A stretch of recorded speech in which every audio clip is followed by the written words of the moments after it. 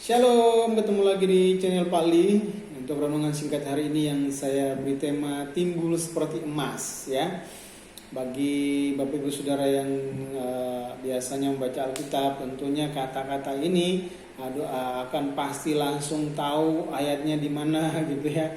Jadi kata-kata ini adalah kata-kata hebat yang diucapkan oleh seorang tokoh yang hebat dalam Alkitab, yaitu Ayub ya, di Ayub pasal 23 ayat yang ke-10, di mana dia berkata bahwa Tuhan tahu jalan hidupku, seandainya Ia menguji aku akan timbul seperti emas.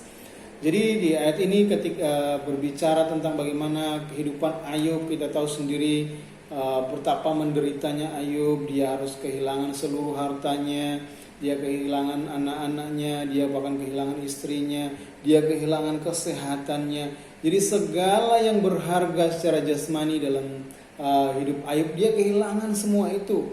Tapi justru muncul kata-kata seperti ini, bahwa dia tahu ya, Tuhan tahu jalan hidupku, seandainya Ia menguji aku akan timbul seperti emas.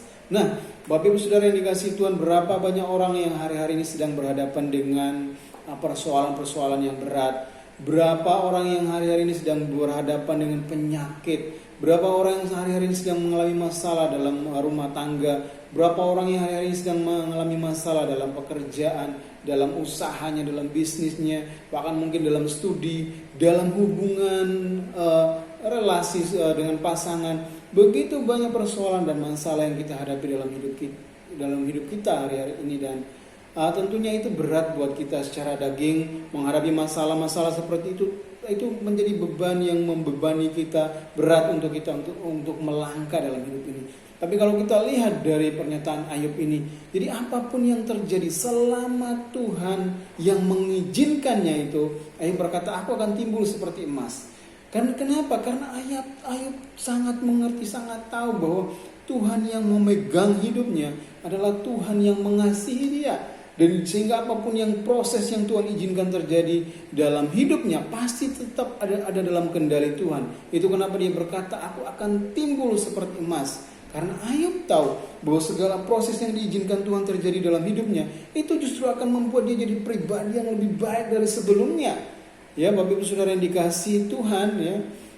Demikian juga kehidupan kita, demikian juga yang menyaksikan video ini. Mungkin hari-hari ini Anda sedang menghadapi beban yang berat, tekanan, menghadapi masalah dalam rumah tangga, masalah dalam pekerjaan, dalam studi, atau mungkin dalam pelayanan. Percayalah, selama hidup ada dalam genggamannya Tuhan, tidak ada Tuhan merancangkan kecelakaan. Tuhan sedang memproses hidupmu untuk menjadikanmu pribadi yang muncul seperti emas ya. Emas itu dimurnikan dengan api sehingga menjadi emas yang berkualitas. Nah, demikian juga kehidupan kita. Proses yang Tuhan izinkan terjadi itu memproses hidup kita untuk membawa hidup kita menjadi hidup yang sesuai dengan kehendak Tuhan.